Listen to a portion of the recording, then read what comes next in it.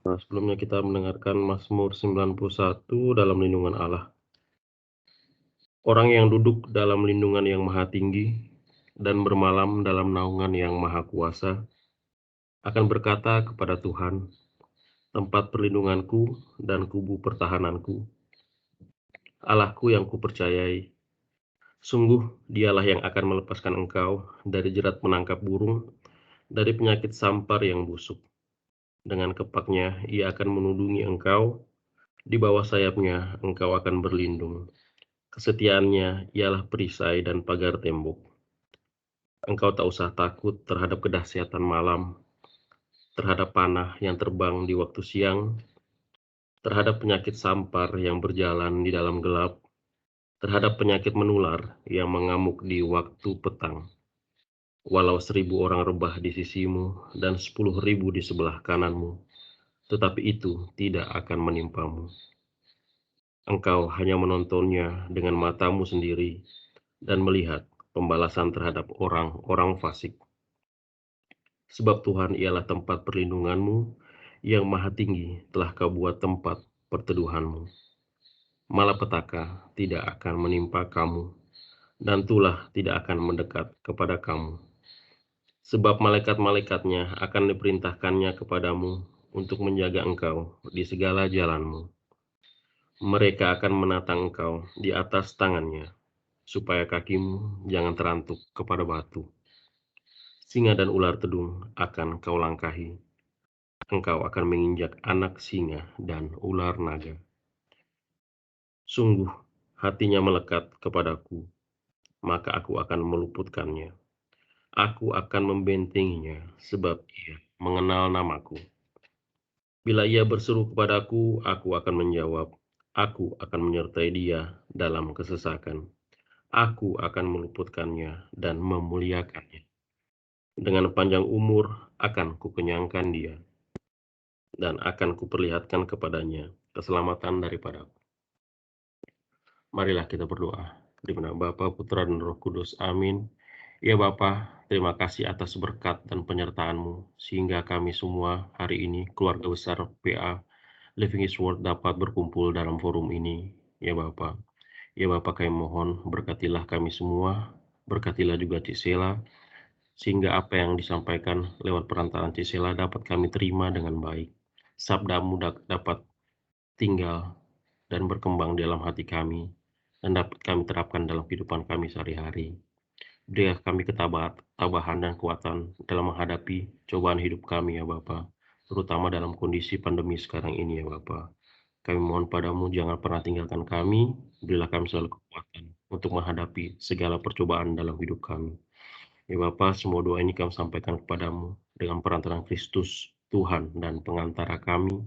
Amin. Demi nama Bapa, Putra, dan Roh Kudus. Amin.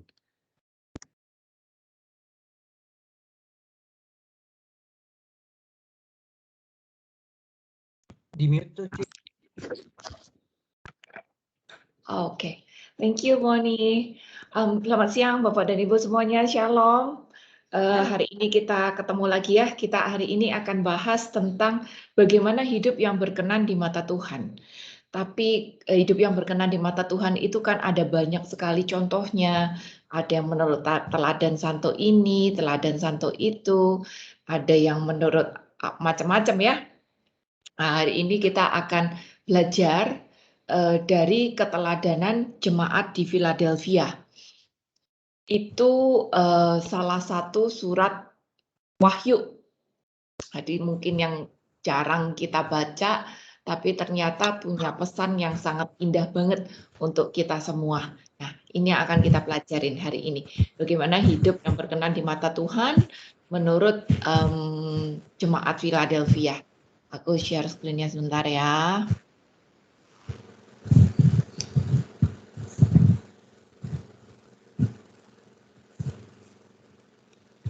Kelihatankah?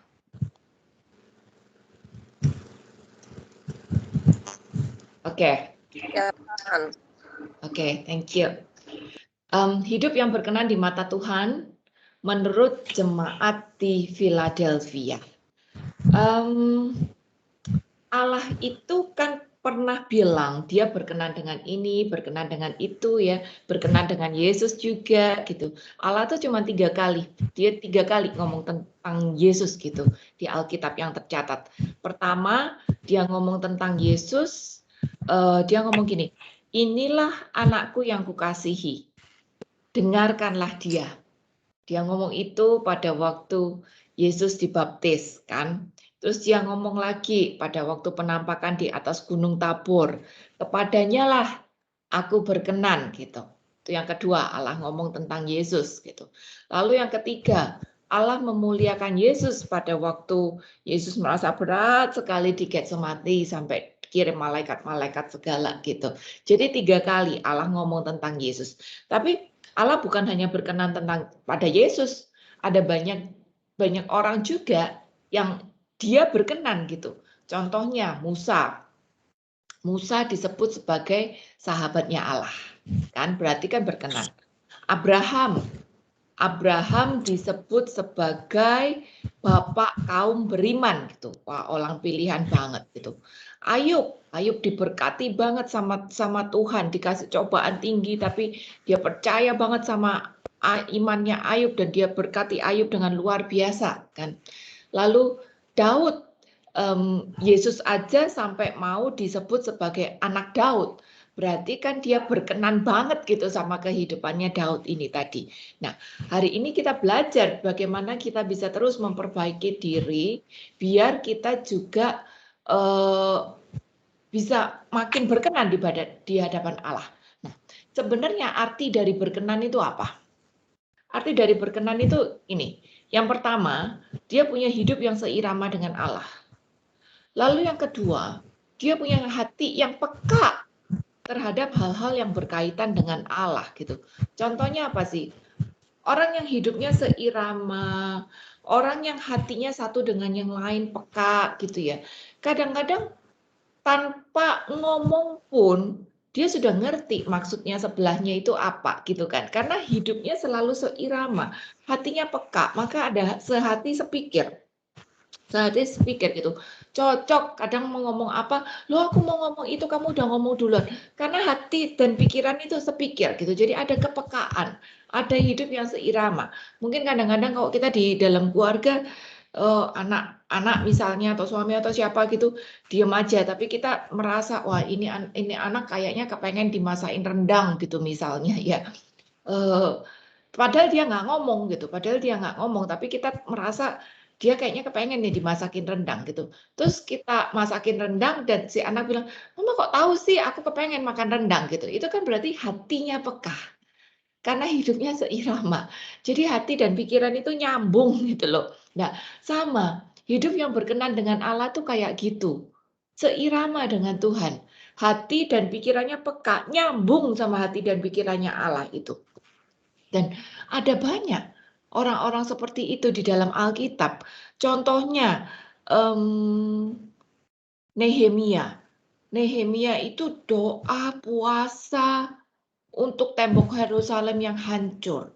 Dia tahu karena bagaimanapun juga kepengen itu tembok Yerusalem diperbaiki, maka dia doa puasa untuk tembok itu tadi. Atau mungkin contoh yang lebih familiar, orang yang seirama dengan Tuhan, yang peka dengan Tuhan. Contoh yang lebih familiar, orang Samaria. Orang Samaria yang baik hati itu. Nah, orang itu kan padahal mungkin tidak dibait Allah terus loh. Hidupnya normal-normal aja, wajar-wajar aja gitu. Tapi ternyata dia punya hati yang seirama dengan Allah. Dia tahu pada saat ada orang lagi kesusahan, itu harus ditolong gitu. Jadi dia punya hatinya Allah.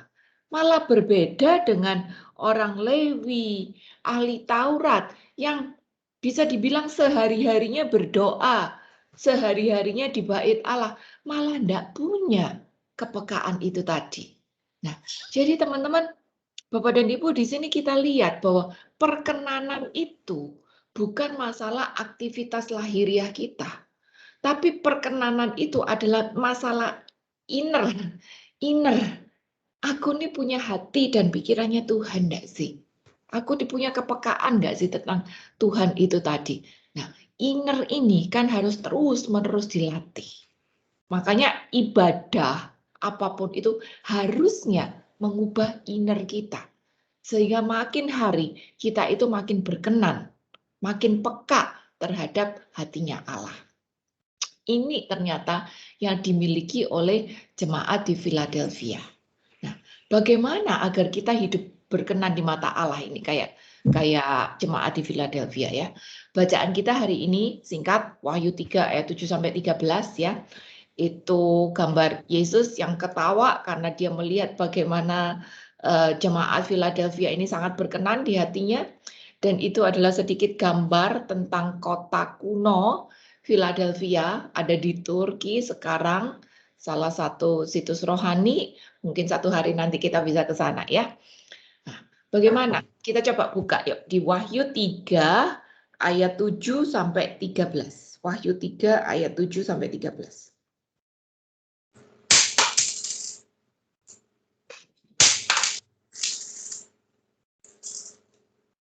Kepada jemaat di Philadelphia. Dan tuliskanlah kepada malaikat jemaat di Philadelphia. Inilah firman dari yang kudus, yang benar, yang memegang kunci Daud. Apabila ia membuka, tidak ada yang dapat menutup. Apabila ia menutup, tidak ada yang dapat membuka. Aku tahu segala pekerjaanmu.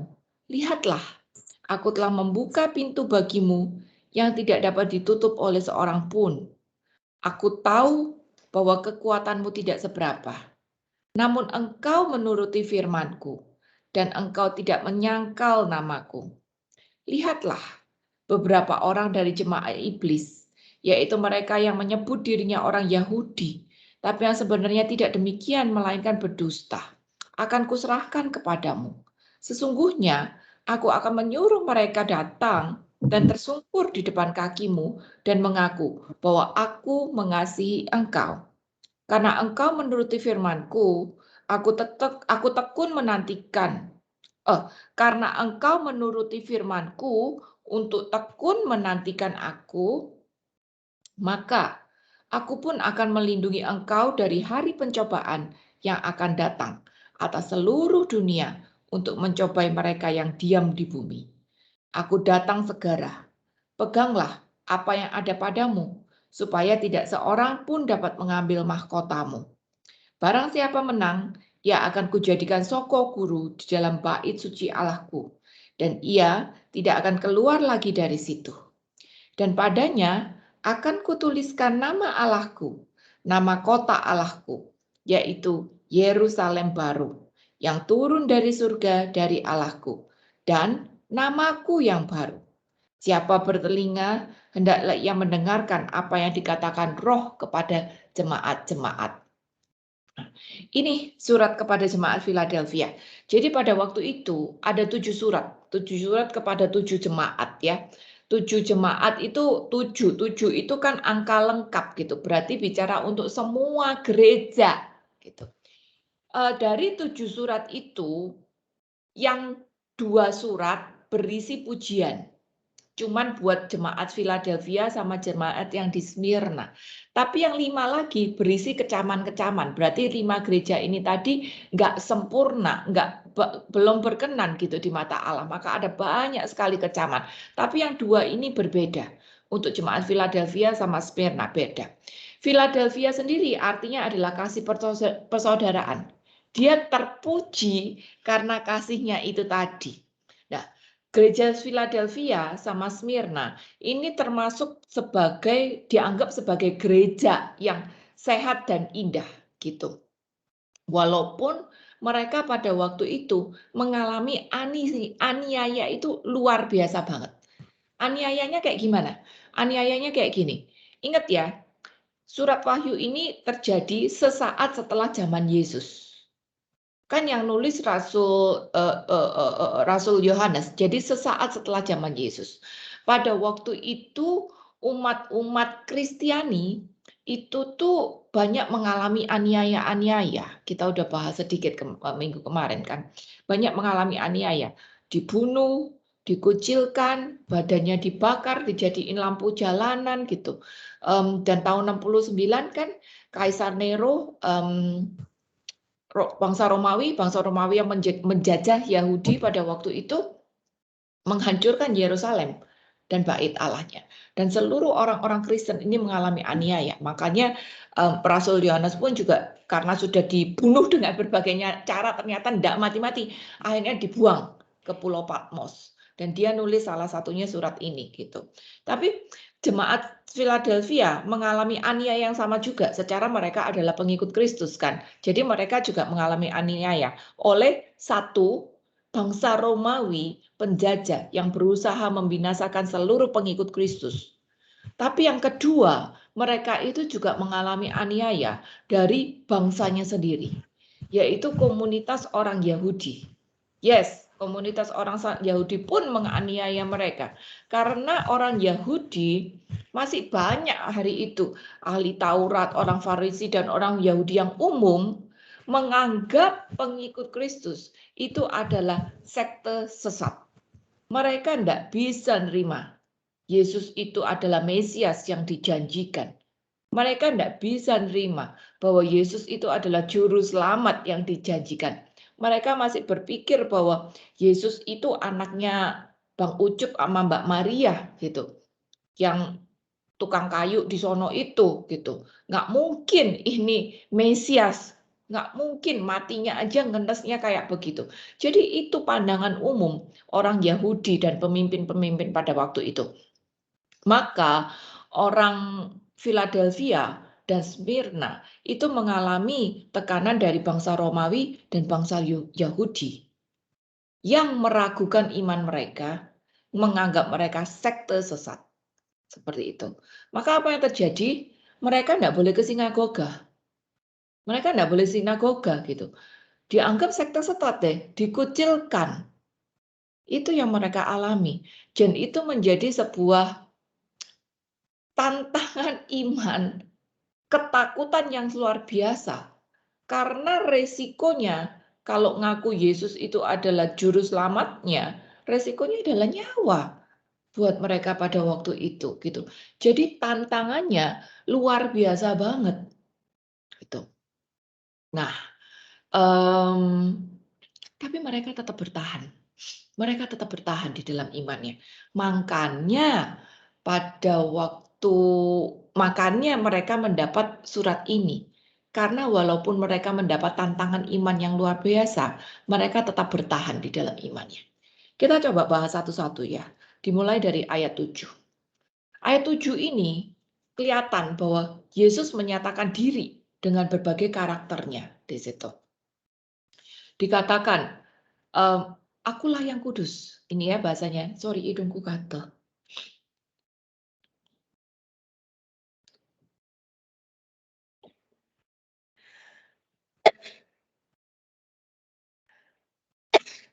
Aduh, maaf banget. Ini hidung kalau gatel kadang-kadang nggak bisa dikontrol. Walaupun panas tapi mendung-mendung gini tetap aja hidungku gatel. Oke, intermezzo sebentar. Ayat yang ke-7. Inilah firman dari yang kudus. Ini, Allah menyatakan diri dengan berbagai karakternya. Dia bilang, inilah firman dari pertama yang kudus, kedua yang benar, yang tiga yang memegang kunci Daud. Nah, surat dengan pembukaan seperti ini memberi kesejukan iman yang luar biasa. Coba teman-teman, Bapak dan Ibu bayangkan ya. Pada waktu itu, jemaat Philadelphia itu kan ketakutan setengah mati. Karena dikejar dengan pemerintah Romawi, dikucilkan dan dikejar juga oleh bangsanya sendiri, bangsa Yahudi, dan dianggap sebagai sekte sesat. Jadi mereka hidup di dalam goncangan tekanan yang luar biasa. Ketakutan yang luar biasa. Bahkan mungkin juga mereka ada mempertanyakan imannya. Benar nggak sih ini Yesus itu juru selamat? Benar nggak sih mereka worship Mesias ini tadi benar? Kok pemimpin-pemimpinku bilang bukan? Kok aku malah dikucilkan, tidak boleh masuk ke dalam sinagoga? Benar nggak sih imanku? Mungkin mereka mengalami juga up down, kegalauan-kegalauan seperti itu. Lah, pada waktu mereka mengalami tekanan, goncangan, dan kegalauan, tahu-tahu terima surat yang bunyinya, inilah firman dari yang kudus, yang benar, yang memegang kunci Daud. Wah, ini kesejukan yang luar biasa, Bapak dan Ibu. Kenapa? Karena surat ini menyatakan bahwa ini adalah benar-benar surat dari Allah sendiri. Karena kalau surat dari manusia biasa, nggak akan menyatakan diri sampai kayak gini. Ngomong bahwa dialah yang kudus, yang benar, yang memegang kunci Daud. Di sini Allah menunjukkan bahwa dia sendiri yang nulis jemaat ini untuk meneguhkan jemaat Philadelphia yang sedang tergoncang ini tadi. Kenapa ya perkataan karakter-karakter Allah ini kok menjadi sebuah penghiburan dan ketegasan bahwa ini adalah benar-benar Allah? Karena kayak gini, perkataan yang kudus dan yang benar itu tuh kan selalu menunjukkan pribadi Allah. Nggak mungkin kalau misalnya Rasul Yohanes sendiri, atau mungkin surat Paulus nulis surat gitu, atau mungkin siapa orang nulis surat, dia menyatakan diri dia yang kudus dan yang benar. Paulus banyak surat-suratnya, dia selalu bilang bahwa dia adalah murid, dia adalah pengikut yang dulu menentang tapi sekarang dipilih untuk menjadi murid. Itu banyak perkataannya Paulus kayak gitu. Tapi tidak ada surat yang menyatakan, ini loh aku yang kudus, yang benar. Tidak ada. Ini kenapa mereka yakin, peneguhan banget, bahwa ini adalah pribadi Allah sendiri yang kudus. Ada banyak sekali kitab di mana Allah menyatakan pribadinya, bahwa dia adalah yang kudus. Aku coba buka salah satu ya. Keluaran 3 ayat 5. Salah satu aja, ada banyak. Lalu ia berfirman, janganlah datang dekat-dekat.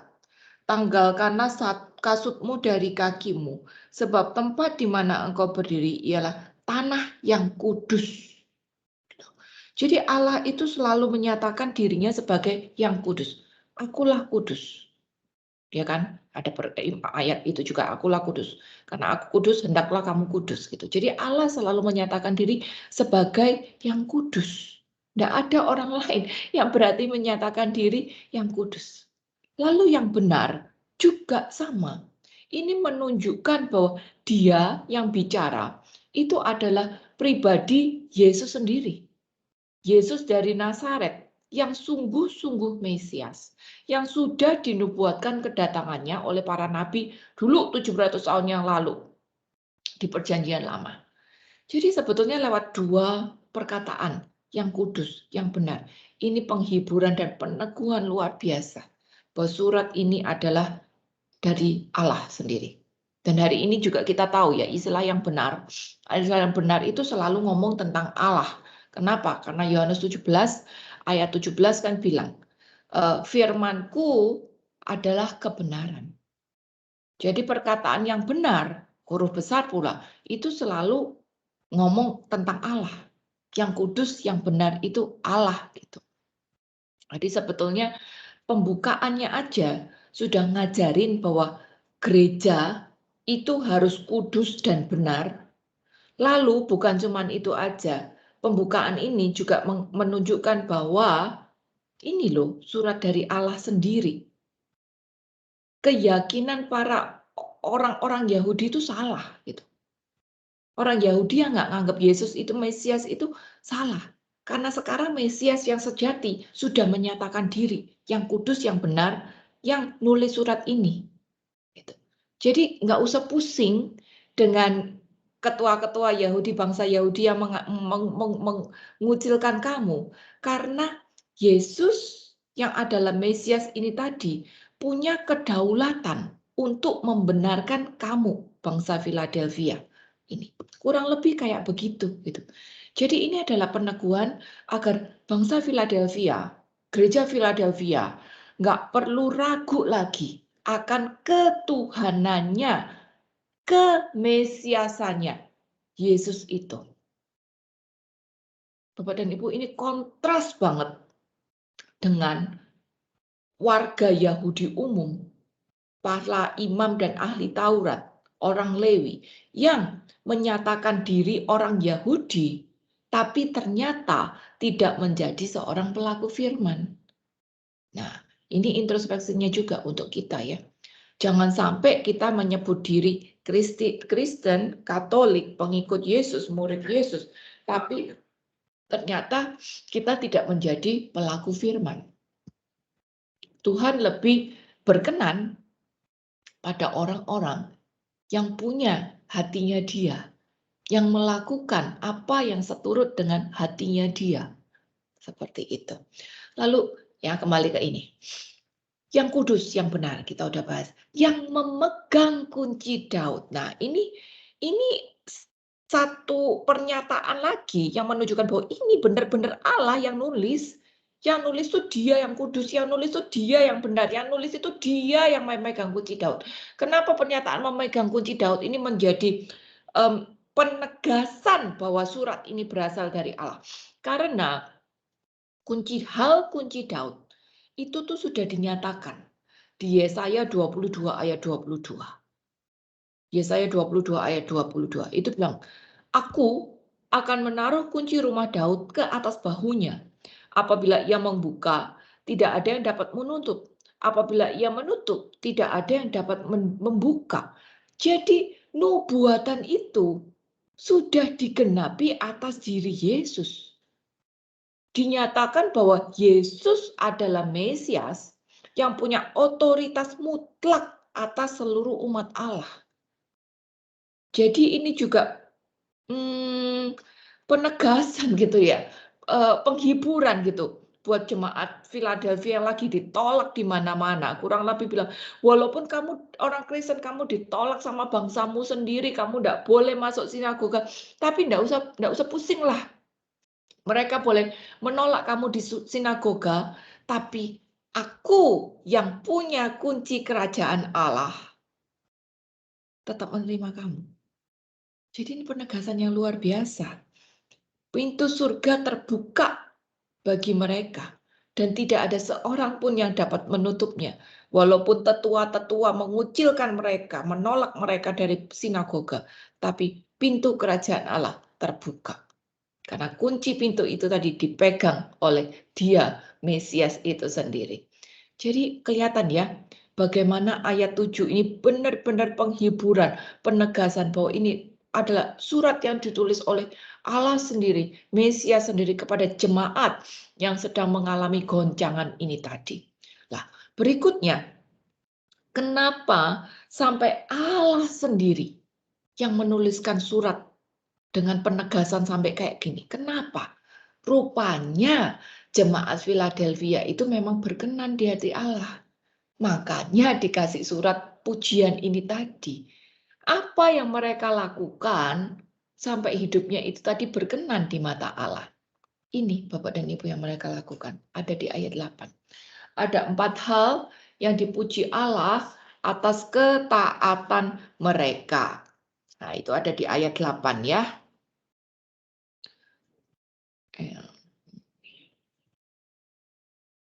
Yang pertama, aku tahu segala pekerjaanmu.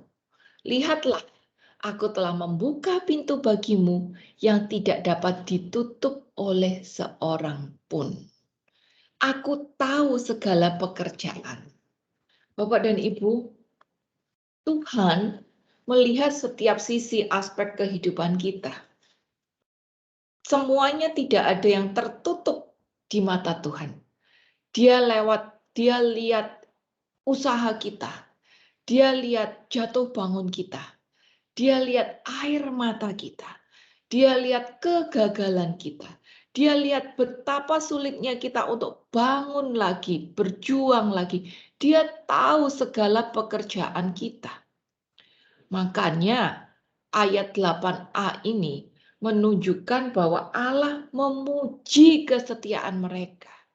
Karena setiap kali ada kesempatan terbuka, mereka pakai itu tadi untuk mewartakan kebenaran firman Tuhan, mewartakan tentang Mesias.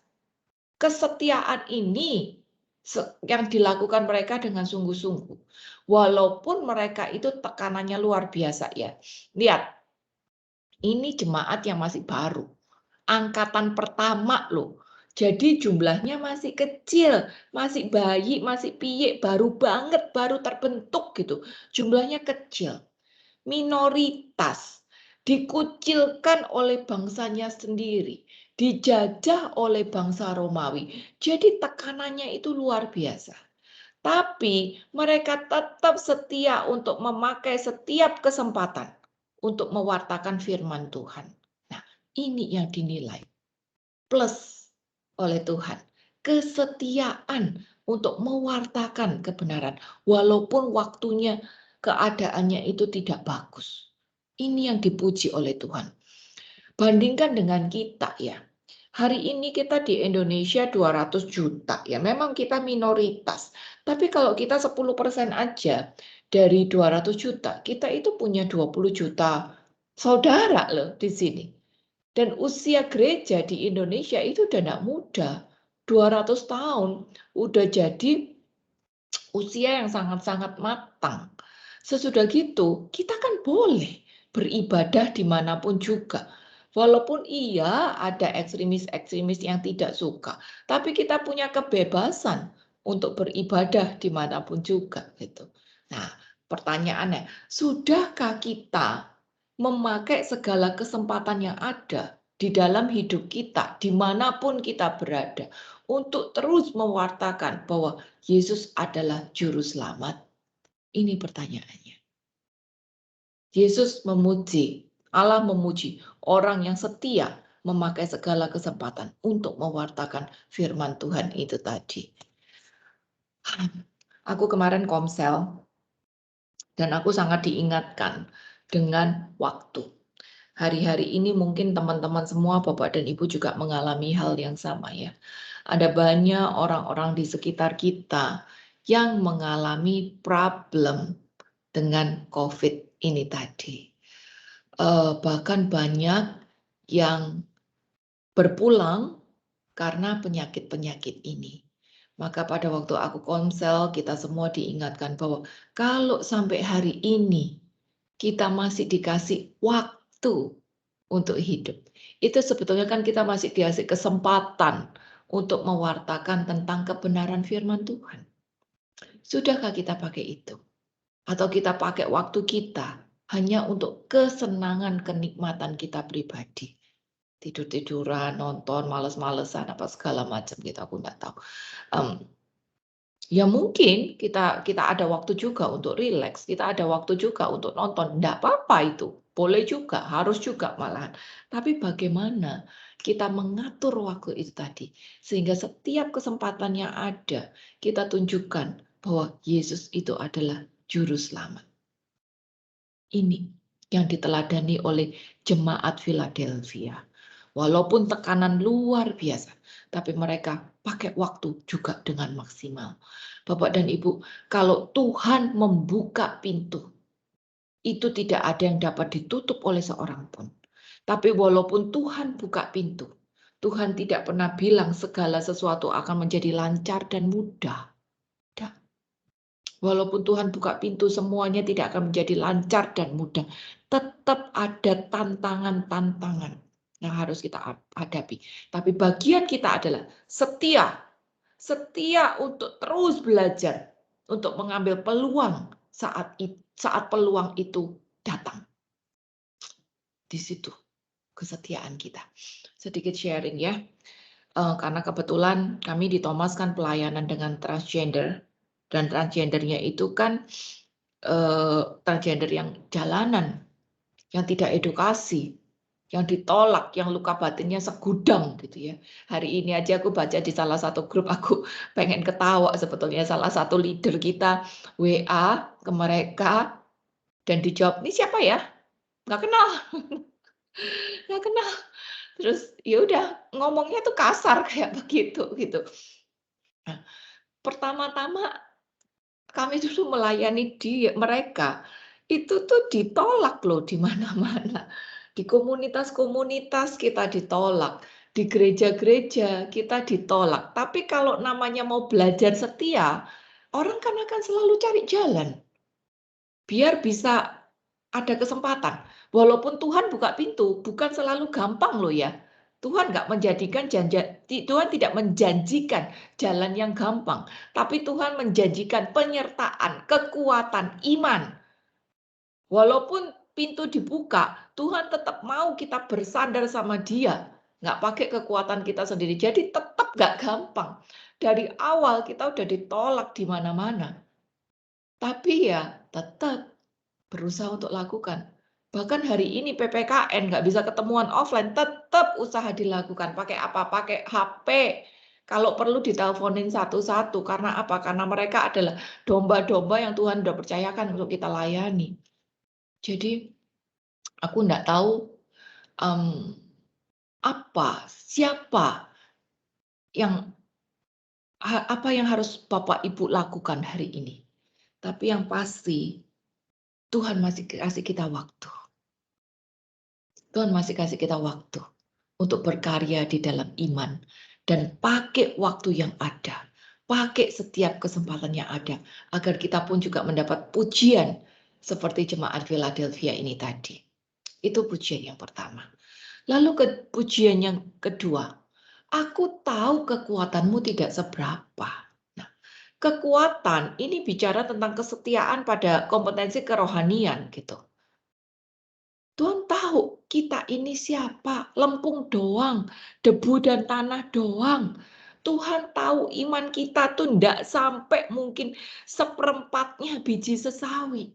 Kekuatan kita ndak seberapa, tapi Tuhan tetap memuji jemaat Philadelphia yang walaupun kekuatannya tidak seberapa, tapi malah berserah mengandalkan kekuatan Tuhan. Jadi, Bapak dan Ibu, umat yang taat itu akan berserah penuh. Umat yang taat itu akan bersandar pada kekuatannya Tuhan, bukan kekuatan sendiri. Dan itu juga dipuji di Matius 5 ayat 3, Beatitude, sabda di bukit. Berbahagialah orang yang miskin di hadapan Allah, karena mereka yang empunya kerajaan surga. Miskin di sini jelas bukan bicara tentang miskin lahiriah ya, tapi orang yang merasa miskin rohani. Aku nih selalu merasa miskin rohani gitu ya misalnya. Orang yang selalu merasa miskin rohani di hadapan Allah, itu kan selalu merasa haus, lapar, kepengen lagi, mau dapat lagi, mau lebih banyak lagi. Itu loh. Orang yang miskin rohani itu punya keinginan kayak gitu. Haus dan lapar akan hal-hal kerohanian. Untuk makin kenal dengan Allah. Nah ternyata di Sabda di Bukit ini juga dipuji. Mereka yang punya kerajaan surga. Orang yang miskin rohani ini tadi. Orang yang haus dan lapar. Karena orang yang haus dan lapar itu tadi akan terus mencari Allah. Mau lebih lagi dan Allah, matanya memandang pada Tuannya, tangannya minta berkat rohani, bukan minta berkat jasmani ya. Tangannya minta berkat rohani, kasih lebih lagi, kasih lebih lagi. Karena dia selalu merasa haus dan lapar pada kebenaran firman Tuhan. Itu. Jadi sikap hidupnya berserah penuh pada apa yang Tuannya kasih. Percaya penuh pada kekuatan dari Tuannya. Bahwa kalau aku bisa, ini bukan aku, tapi Tuanku yang ngerjain.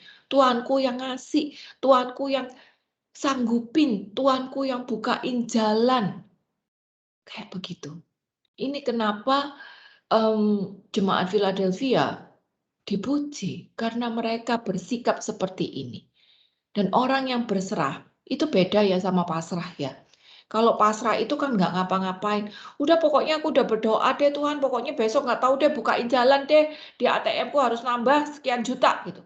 Terus dianya, aku udah berdoa Tuhan, aku tunggu ya gitu. Terus dianya kagak ngapa-ngapain, itu pasrah. Enggak, Tuhan enggak mau kayak gitu. Tapi orang yang berserah, dia tetap lakukan bagian dia dengan maksimal, tapi hasilnya dia percayakan pada Tuhan.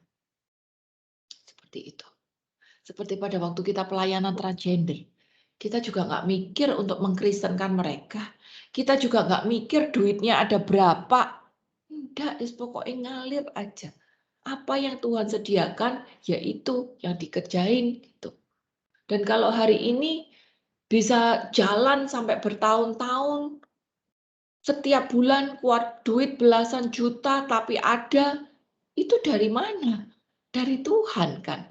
Tapi kita juga tetap apa itu namanya? Cari cara bekerja juga untuk cari donasi, misalnya cari tempat, merangkul mereka, tetap kita juga melakukan bagian kita.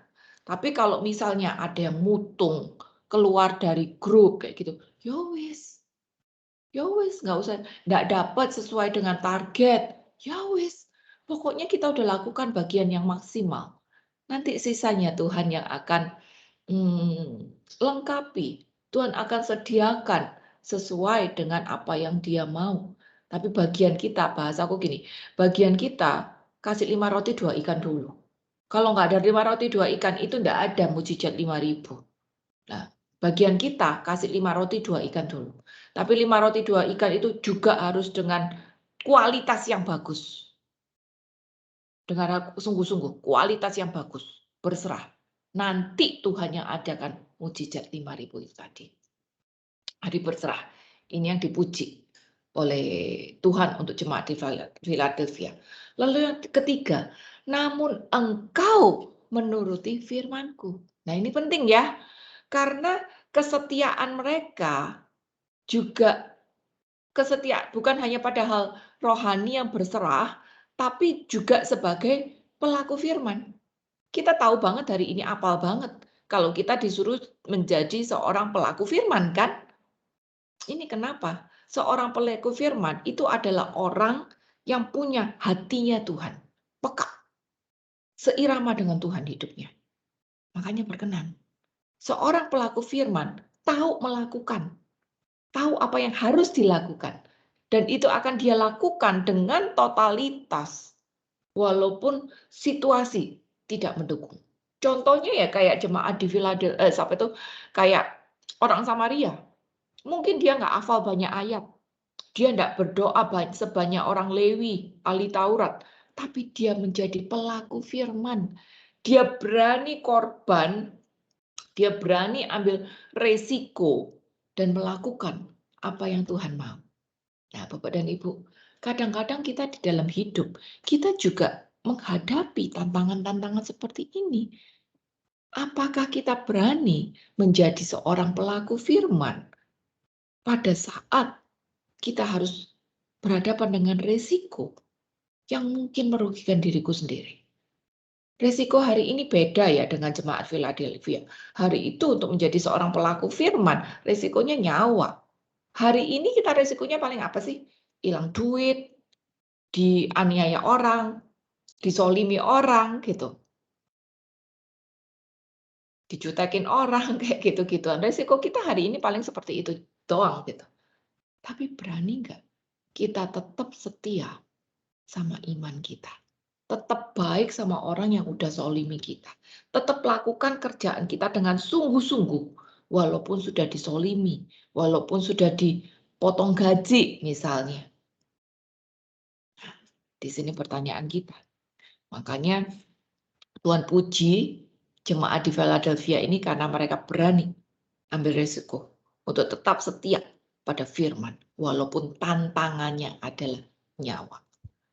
Kita mungkin ingat ya, Yakobus 2 ayat 17. Itu kan bilang, iman tanpa perbuatan adalah mati. Tapi Yakobus 2 ayat 19 itu bilang, kau percaya dengan Allah, itu bagus. Tapi setan-setan pun juga percaya dan mereka gemetar. Bapak dan Ibu, kalau kita cuma sekedar percaya, level kita itu baru unda-undi. Sama setara dengan si setan. Lah jelas kan kita tidak mau setara sama setan tuh. Kita harus lebih tinggi daripada setan. Setan itu kenal firman loh. Mereka iblis itu udah ada jauh lama sebelum kita. Dia pernah hidup bersama dengan Allah di surga sebelum dibuang ke dunia, ke bumi ini bareng kita gitu. Jadi iblis ngerti banget firman. Tapi apa yang harusnya membuat iblis dan kita berbeda? Ketaatan pada firman. Iblis tidak taat pada firman. Tapi kita harus hidup tidak taat dalam firman. Ini yang bisa membuat level kita berbeda. Karena kok kita cuma sekedar percaya, nggak menjadi pelaku, apalagi kagak taat, level kita baru sama, baru percaya doang. Tapi percaya kita harus dibuktikan lebih lagi. Taat. Taat ini yang membuat iman kita hidup. Dan level kita naik. Jadi ini yang dipuji dari jemaat Philadelphia, kesetiaan mereka akan firman. Lalu yang keempat, dan engkau tidak menyangkal namaku. Ini pengesahan akan iman mereka dalam Kristus. Ini menunjukkan bahwa mereka punya ketaatan rohani yang luar biasa. Beda dengan orang dunia yang mungkin ya kayak ahli Taurat ya.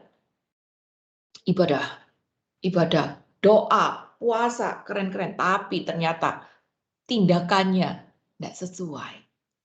Nah, iman itu kan harus dibuktikan.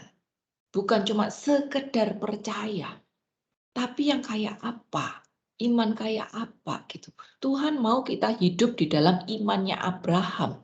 Yang ada ketaatan, yang ada kompetensi berserah, yang ada kesungguhan di dalam memakai setiap kesempatan yang ada gitu. Yang berserah kepada Tuhan walaupun nggak mengerti. Dan ini yang dipuji. Mereka tidak menyangkal Tuhan walaupun ada kesesakan yang luar biasa. Berani menyatakan tindakan iman mereka. Nah, bagaimana dengan kita? Sering kita hari ini, walaupun kita kita minoritas, tapi kan kita bebas di sini. Walaupun kita sudah bebas aja, kadang-kadang kita masih malu kan menyatakan iman kita. Menunjukkan bahwa kita adalah pengikut Kristus. Seringkali kita merasa, oh yang populer seperti ini, yang umum seperti ini gitu. Jadi kita ikut yang umum. Padahal yang umum itu kan belum tentu sesuai dengan kebenaran firman Tuhan. Jadi iman, penyangkalan itu belum tentu dengan mulut, tapi bisa juga dengan tindakan-tindakan kita. Nah, di sini jemaat Philadelphia dipuji karena hidup di dalam ketaatan ini tadi. Nah, karena mereka taat, lalu apa yang mereka peroleh? Ada janji Tuhan tadi yang kita baca di Wahyu ya. Jadi ada upah juga yang mereka terima karena mereka hidup di dalam ketaatan. Ini upah dunia. Ini upah dunia. Ditulis di ayat 9-10. Lihatlah beberapa orang dari jemaah iblis, yaitu mereka yang menyebut dirinya Yahudi, tapi yang sebenarnya tidak demikian, melainkan berdusta, akan kuserahkan kepadamu. Sesungguhnya aku akan menyuruh mereka datang dan tersungkur di depan kakimu dan mengaku bahwa aku mengasihi engkau. Jadi upah dunia yang kita dapat itu jemaah iblis akan diserahkan kepada kita, gitu ya. Jangan khawatir, upah itu nggak hanya nanti di surga, kita di dunia pun juga akan dapat upah. Dan salah satunya ini, jemaat iblis akan diserahkan kepada mereka. Nah, sedikit contoh, kayak gini. Tadi aku udah cerita ya, pada waktu kita pertama-tama pelayanan transgender, kita banyak ditolak. Di komunitas-komunitas ditolak. Mereka pada ngomongnya ke aku, bukan ke transgendernya. Kamu bawa orang kayak begini. Kita cari umat aja susah. Sekarang lu masukin orang-orang kayak begini, yang udah badannya bau kayak gini. Ntar bukannya kita dapat umat baru, malah umat kita yang lama pada kabur loh. Kalau lu bawa mereka ke sini, aku dibegituin loh. Kamu bawa orang-orang ke sini kayak gitu. Lihat aja tuh, mereka makan yang lain belum kebagian mereka udah masukin ke tas sendiri. Gitu. Lu nggak lihat kalau mereka masuk, yang lain pada tutup hidung kayak begini. Aku digituin loh sama orang-orang komunitas gitu. Berarti apa? Diusir dari komunitas. Tidak boleh datang lagi. Hanya karena mereka transgender. Berbeda. Kalau oke, ngerti deh diusir. Coba ke gereja. Gereja kan banyak ruangan-ruangan kan. Aku bilang, pinjem dong ruangannya satu. Yang kecil aja, nggak usah banyak-banyak, nggak itu. Mereka dandannya sopan kok, mereka nggak heboh-heboh. Cuman agar kita bisa ibadah dan belajar sama-sama, seperti itu. Dan apa yang terjadi? Romo panggil aku, jangan ya, ini kan ruangan untuk umat kita sendiri. Aku masih berusaha, Romo, jam berapa aja yang pas kosong gitu, fleksibel aja. Ya tapi kan sekarang situasinya nggak bagus, politik apa segala macam, ntar malah kita semua kena gitu. Berarti kan apa? Nggak dibukain pintu toh. Nah, tapi aku nggak bilang orang-orang komunitas atau romo-romo yang dalam tanda kutip menolak itu cuma iblis ya. Enggak.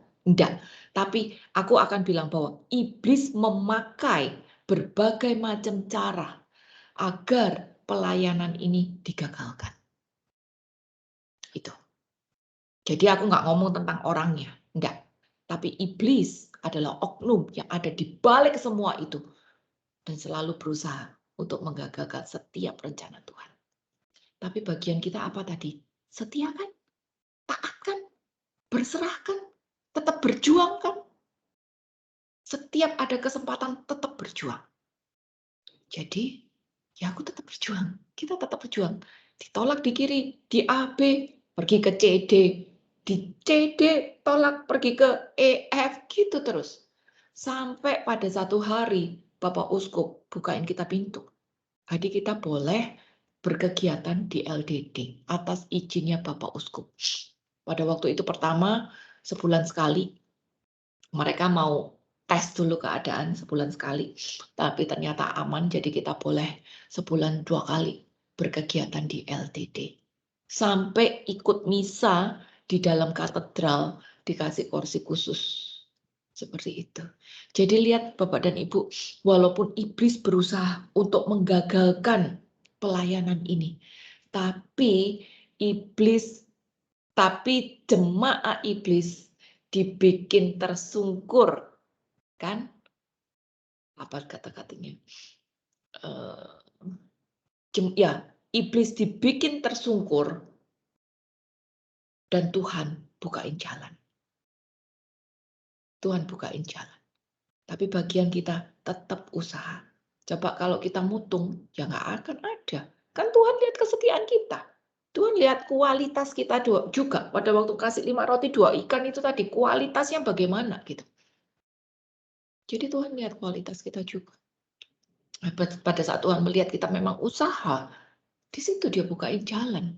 Dan saat jalan itu terbuka, walaupun tidak gampang, di situ jemaat iblis tersungkur. Udah, ada upah. Ada upah. PSBB di LDD katedral enggak bisa. Kita dikasih tempat di Samadhi. Itu kan luar biasa banget. Jadi ada upah yang kita bisa nikmati di dunia. Lalu ayat 10, upah juga ini. Untuk kita yang menang. Karena engkau menuruti firman-Ku, tekun menantikan aku, untuk tekun menantikan aku, maka aku pun akan melindungi engkau dari hari pencobaan yang akan datang atas seluruh dunia untuk mencobai mereka yang diam di bumi. Ini upah juga. Karena kita tekun, karena kita berserah, karena kita taat, karena kita memakai waktu yang ada, karena kita berjuang untuk menjadi seorang pelaku firman, maka Tuhan melindungi kita dari cobaan yang akan datang. Tapi ingat ya, Tuhan lindungi kita dari cobaan yang akan datang. Itu bukan berarti hidup kita akan bebas dari permasalahan. Enggak. Selama kita hidup di dunia, kita udah tahu dunia dikuasai oleh iblis, kita akan tetap ada masalah-masalah. Tapi Tuhan akan melindungi rohani kita. Ya, Tuhan akan melindungi roh kita sehingga kita tidak akan sampai jatuh tergeletak. Tuhan akan pagar-pagari kita sebagaimana Tuhan memagari Ayub sehingga apapun kejadian yang kita alami tidak akan membuat kita jatuh sampai tergeletak. Dan kalaupun kita harus mengalami sebuah ujian, kita akan diberi kekuatan untuk menghadapinya. Sehingga masalah yang ada di depan kita itu tidak lagi menjadi seperti masalah. Karena kita kuat. Ini perlindungan Tuhan. Maka sekarang cek Bapak dan Ibu. Kalau masalah yang hari ini kita hadapi, kita rasa, aduh berat, aduh nggak mampu, nggak ada lagi sukacita, nggak ada lagi damai sejahtera, nggak tahu lagi mesti gimana, kayaknya kita tertindas sama masalah. Maka kita bisa cek 4 ketaatan itu tadi. Perbaiki relasi kita sama Tuhan, perbaiki ketaatan kita, perbaiki sikap berserah kita, agar kita mendapat perlindungan dan kekuatan dari Tuhan itu tadi. Karena ini adalah upah dari orang yang hidupnya berserah, taat pada Dia. Jadi seperti itu. Bagian kita kan berjuang untuk taat ya. Dan taat itu totalitas. Kehidupan itu cuma 2 macam. Taat atau ndak taat. Ndak ada yang namanya setengah taat. Orang yang setengah taat itu ya berarti nggak taat. Nggak ada yang namanya setengah taat. Jadi kita coba perbaiki diri ya. Lalu ada upah juga. Ini upah surgawi. Barang siapa yang menang, ia akan kujadikan soko guru di dalam bait suci Allahku. Dan ia tidak akan keluar lagi dari situ. Dan padanya akan kutuliskan nama Allahku. Nama kota Allahku, yaitu Yerusalem baru, yang turun dari Allahku dan namaku yang baru. Mungkin baca ini kayaknya jelimet banget. Coba kita breakdown sedikit. Barang siapa menang, jadi udah menang semuanya ya, ia akan kujadikan soko guru. Soko guru itu apa sih? Pilar, kolom, pilar. Kalau gedung rumah itu kan selalu ada pilar yang menopang biar rumah itu ndak ambrol. Jadi pilar itu adalah sesuatu yang kokoh yang menopang sebuah bangunan. Nah, kita akan dijadikan pilar di dalam bait suci. Loh, mungkin pada mikir, kenapa kok upahnya jadi pilar?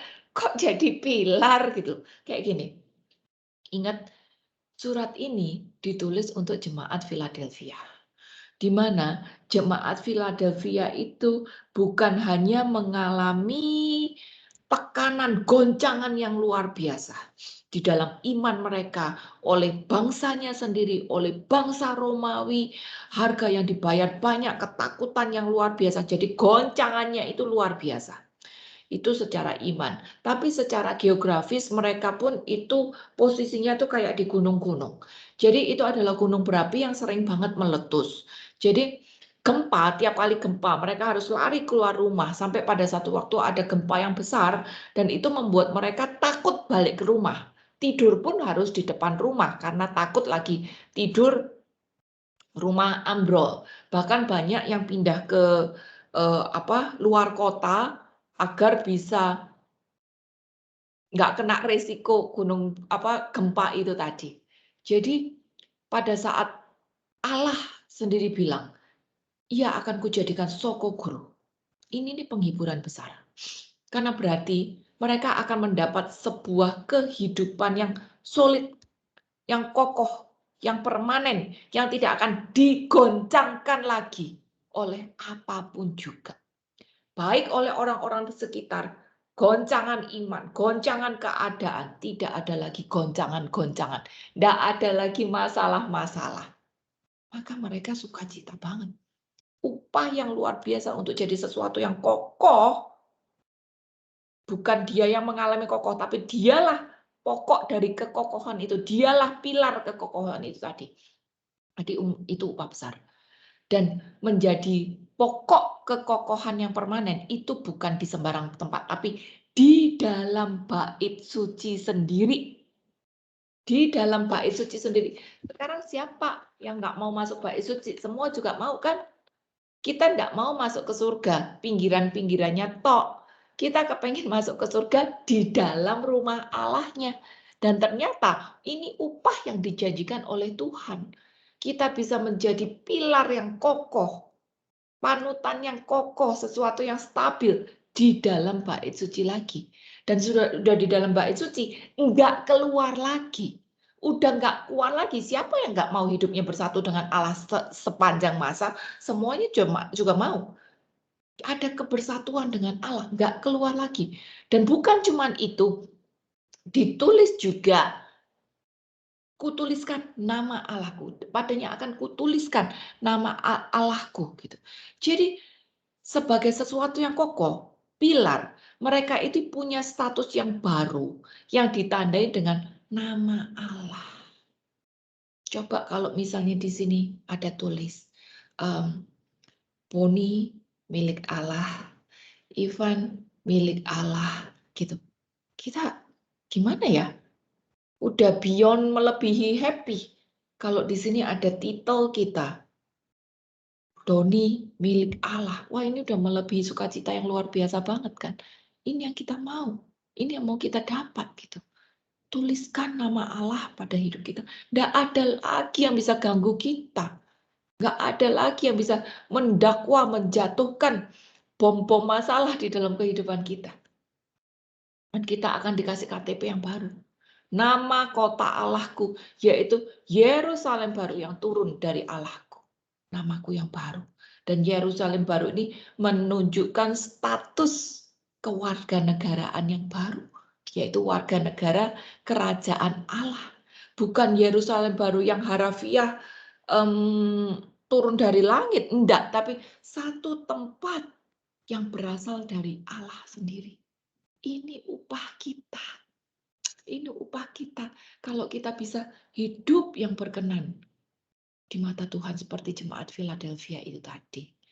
Jadi, barang siapa bertelinga, hendaklah ia mendengarkan apa yang dikatakan Roh kepada jemaat-jemaat. Ketaatan ini adalah harga, sesuatu yang membuat kita bisa bertahan dalam tiap kondisi. Ketaatan itu adalah sesuatu yang ya, iya, enggak gitu. Enggak ada setengah-setengah. Enggak ada setengah-setengah. Enggak ada yang namanya setengah taat. Setengah taat berarti enggak taat. Tapi orang yang taat, dia akan bisa kerja dengan maksimal. Dia akan berserah penuh. Dia akan memakai segala macam kondisi dan tetap berjuang, tetap cari jalan. Itu orang yang taat. Jadi hari ini kita belajar bagaimana agar hidup kita bisa berkenan. Dan ternyata tidak banyak kok. Cuman 4 poin itu saja yang tadi jemaat Philadelphia ajarkan. Yaitu yang pertama, memakai setiap kesempatan untuk mewartakan kebenaran firman Tuhan. Berserah di dalam setiap situasi hidup kita untuk menjadi seorang pelaku firman dan untuk hidup di dalam ketaatan rohani. Semoga menjadi berkat.